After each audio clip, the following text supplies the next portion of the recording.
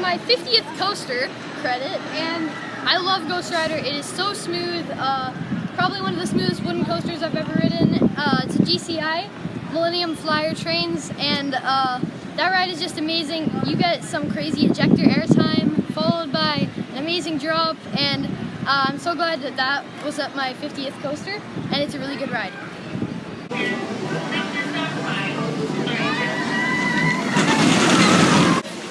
I just rode Pony Express in the back seat, and I mean, it wasn't that good. I didn't really enjoy it.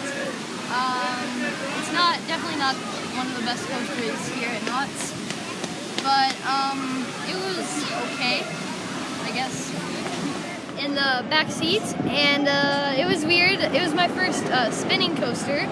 I don't count X2 as a spinning coaster because it's a 4D coaster, but yes, it was really fun, really enjoyable ride. I really did like how it spun, and we went up the lift hill backwards, and it's a really amazing ride.